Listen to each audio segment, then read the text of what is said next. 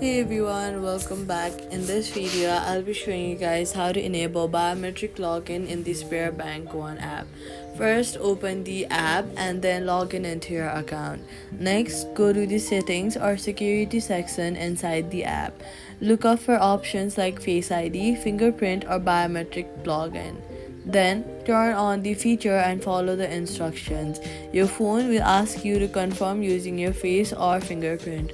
Once enabled, you can log in quickly without re-entering your password every time.